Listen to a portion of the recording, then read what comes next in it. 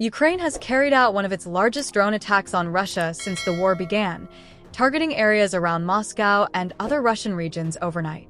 According to Russian authorities, at least 4 people were killed and 12 others were injured during the strikes. The attacks marked a dramatic escalation in Ukraine's long-range drone campaign and highlighted Kyiv's growing ability to strike deep inside Russian territory. The assault happened during the early hours of Sunday morning. Russian officials said hundreds of drones crossed into Russian airspace, with many heading toward Moscow. Air defense systems were activated across the capital and surrounding regions as explosions were heard throughout the night.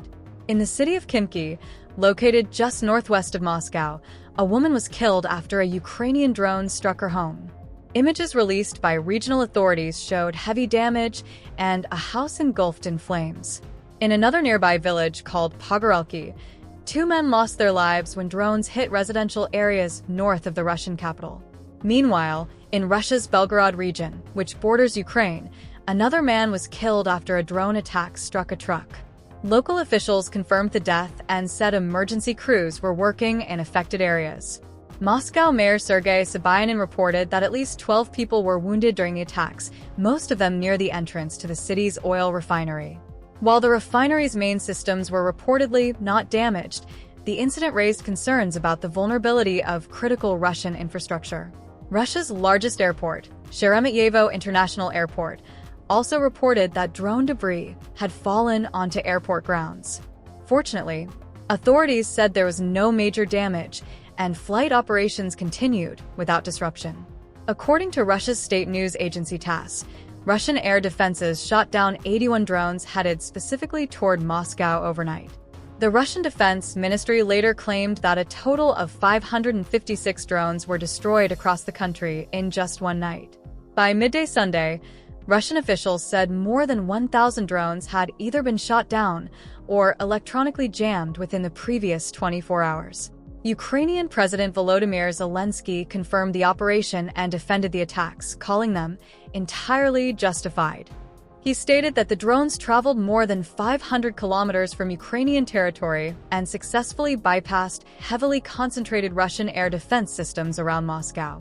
Zelenskyy said Ukraine was responding directly to Russia's continued attacks on Ukrainian cities and civilians.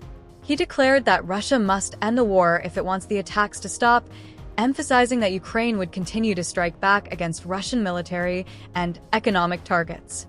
The drone offensive came shortly after a period of increased Russian attacks on Kyiv and other Ukrainian cities.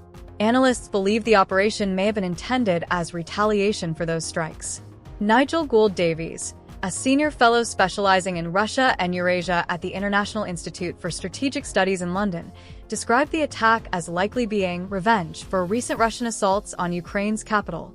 According to Gould-Davies, the strikes send a clear message that Ukraine now possesses the capability to hit targets at significant scale around Moscow. He explained that this brings the war directly into the lives of ordinary Russians, something the Kremlin has tried hard to avoid since the beginning of the invasion. The expert also noted that Russia has recently faced several growing pressures, including battlefield setbacks, economic difficulties, and increasing government crackdowns on internet freedom and public dissent.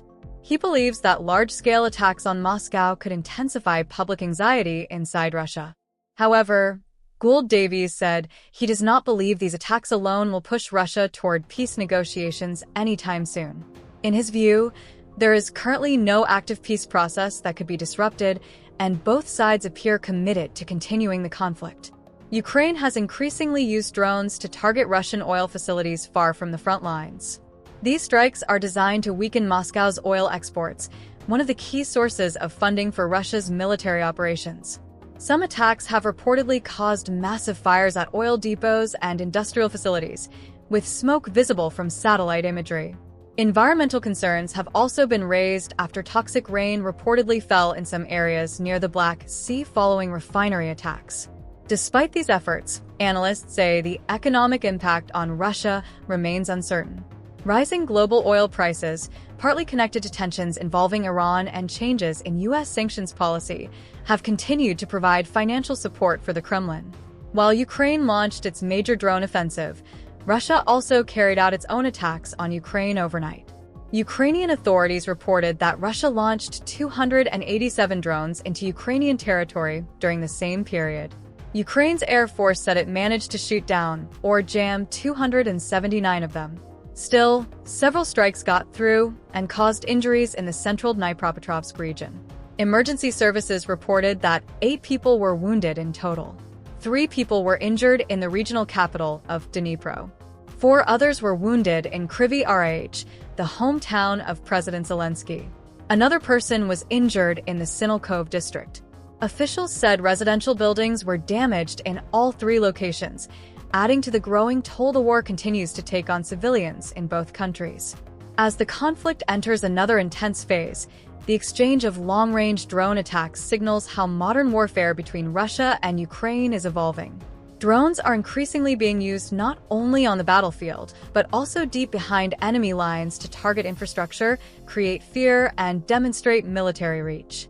With both nations continuing large-scale attacks and no immediate signs of peace talks, the war remains highly volatile. The latest strikes show that neither side is willing to back down, while civilians on both sides continue to suffer the consequences of a conflict that has now stretched on for more than 4 years.